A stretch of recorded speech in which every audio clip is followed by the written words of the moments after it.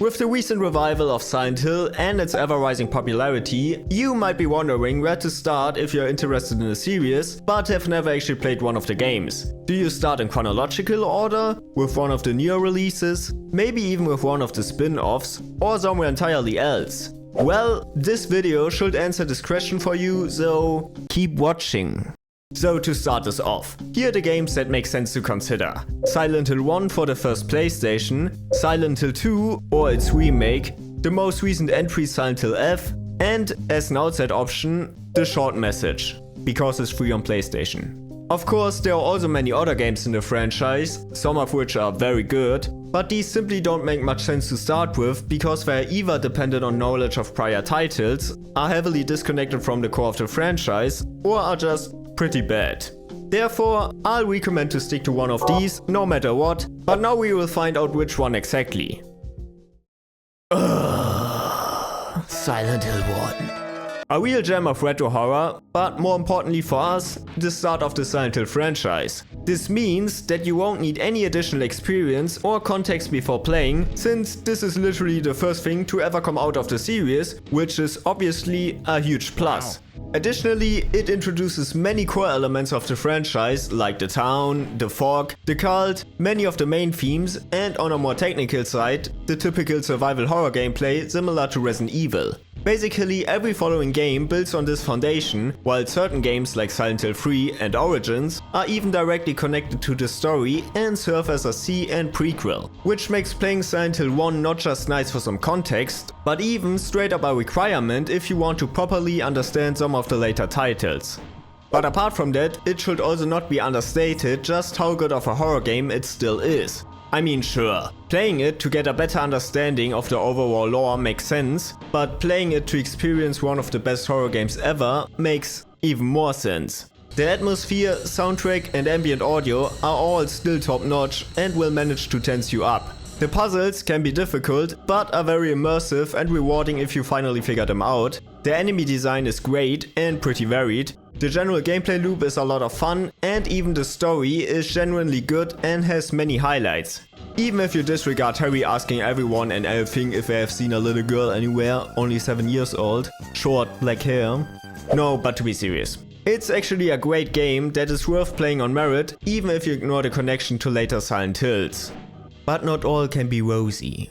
Due to being released on the PS1, it's simply quite old and admittedly dated. Don't get me wrong, I love the visuals, but they are also not comparable to any modern AAA title. The controls and combat are, to be honest, quite clunky, even for its age, and the PS1 typical lack of handholding, combined with some very cryptic puzzles, can get frustrating, especially if this is your first exposure to retro survival horror.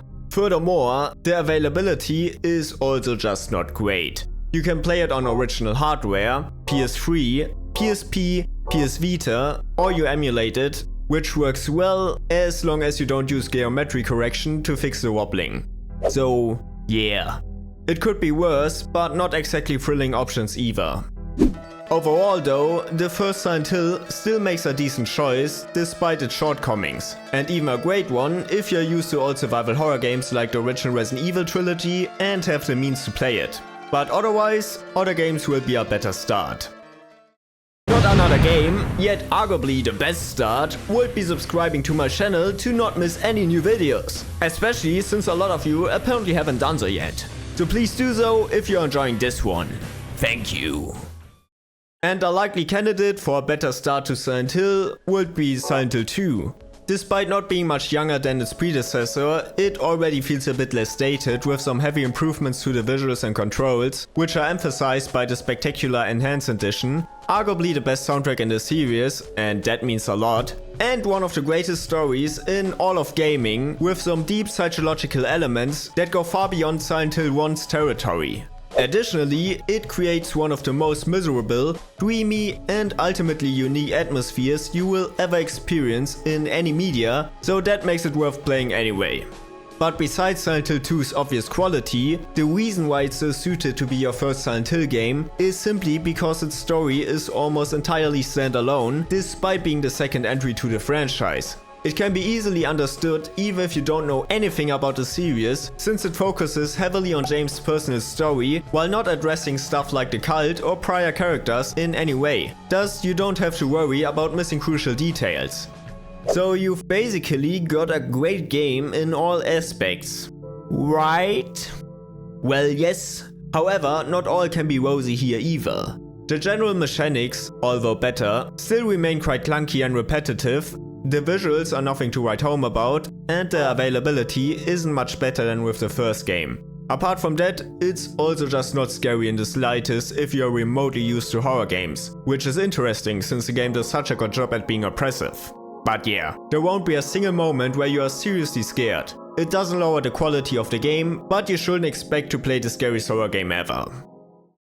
But what about the remake? You might wonder. And that's a very good question. It's very faithful to the original, so most of the pros remain the same. Like any other modern remake, it improves quality of life features, accessibility, availability, visuals, combat, audio, controls, largely the voice acting, and such.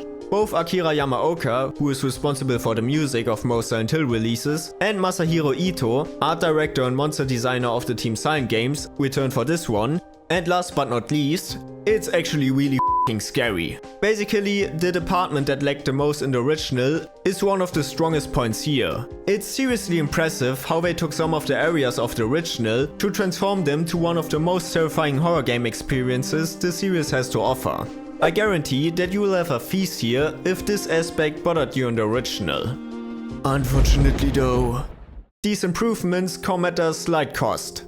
To begin with, the subtlety and dreamy feeling of the original are arguably slightly less present. In my opinion, this is more or less natural due to the massive improvements in graphics, and the game still manages to deliver a very good execution of the story that is hence easier to understand, but I think it's worth mentioning if you like the surreal atmosphere of the original. Other than that, it also massively increases the length of the game, as well as the enemy encounters in the later half, which can make it feel bloated towards the end. This is especially noticeable because the original game doesn't have this problem at all, with pretty much perfect pacing throughout, which the remake loses as a consequence. It's not the worst thing ever, and I still loved my time with it, but it can get slightly tedious on repeating playthroughs, so you might want to keep this in mind.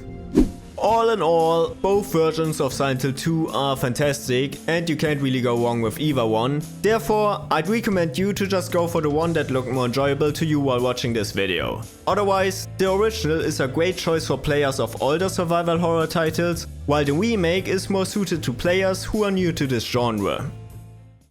However, if you're still not sure on what game to start with, I'd recommend you to consider Silent Hill F. In contrast to the other games I mentioned so far, it's the only spin-off, which obviously brings some additional pros and cons. The story is again entirely standalone and focuses on new characters in an entirely new setting that are basically entirely disconnected from the rest of the series. For example, while pretty much all other games are located somewhere around the actual Silent Hill town in the US, at least at some points, Silent Hill F is literally on a different continent, in a small rural village in Japan, which is naturally heavily influenced by Japanese culture in all imaginable ways. This has the advantage that you, again, won't miss out on anything, and I personally like the setting a lot, but you also won't learn anything about the rest of the franchise, in addition to it being slightly less accessible if you aren't Japanese. But this doesn't mean that there's no Silent Hill in there, since the core of the story is absolutely what you'd expect from a Silent Hill game with some heavy psychological themes and symbolism. And it's also pretty good in general. I thought I should mention that at some point. Anyway, it's a similar story on the gameplay side. You've got some relatively traditional survival horror gameplay with exploration, cool Japanese themed puzzles, fight or flight situations, and all that jazz. The point where it differs though is the combat, because there isn't a single usable gun in this game, instead offering a variety of melee weapons. This isn't completely unheard of for Silent Hill, considering every mainline game gives you some sort of close-range melee weaponry, but the entire removal of shootable weapons changes the combat quite dramatically. You now have to rely on reading the enemy's moves, conserving stamina and sanity, and be careful to not destroy your weapons in place of hoarding ammunition. It's not particularly complicated or hard, at least on anything up to the standard difficulty, but I'd recommend you to put a bit of effort into learning the different mechanics if you don't want it to get too frustrating in the long run, because it's simply not as easy to pick up as your usual horror game with guns.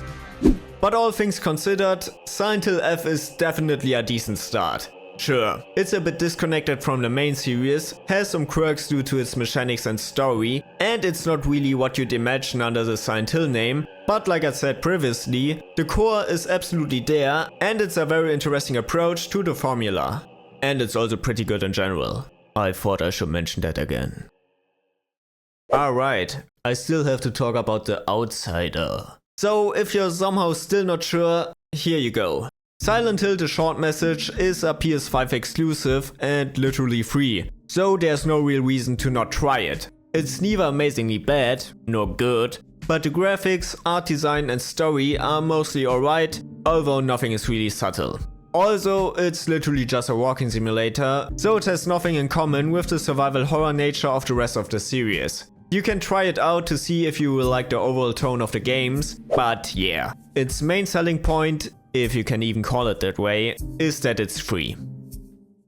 So to summarize it, Silent Hill 1 is a decent choice because it's literally the first game, so you'll have the best start to experience the world and themes. Additionally, it's one of the best horror games for the first PlayStation, which makes it worth playing anyway if you're into these kind of games. As a consequence though, Silent Hill is not really accessible if you're new to this genre, and there are ultimately better choices in this case. Silent Hill 2 as well as its remake are both a great choice. The story and world are mostly standalone, so you won't miss out on anything, while everything else is basically fantastic. So I'd recommend to just go for the one that looks more enjoyable to you. Both are arguably the best to start with, so you can't go wrong either way. Silent Hill F is a great choice if you like the Japanese setting and melee combat. Otherwise, Silent Hill 2 arguably makes more sense for now, since Silent Hill F is less representative of the rest of the franchise. But if you liked what you heard about it, then I'd recommend to go for it nonetheless, because it's definitely not a bad game and you're most likely going to enjoy it. Silent Hill The Short Message is free. And there we go! What game will you start with if this is your first time experience, and what game would you recommend if you already had your first rodeo? Let me know in the comments, and please subscribe, like and share if you enjoyed this video. Oh yeah, during the very lengthy making of this one, I got my first channel member. Thanks to Tech77, who is totally not a friend of mine and who totally not only joined because he knew that I would have to do this then. Thank you, stranger. And if you want to be here too, then join the channel as well. Thank you very much and see you next time.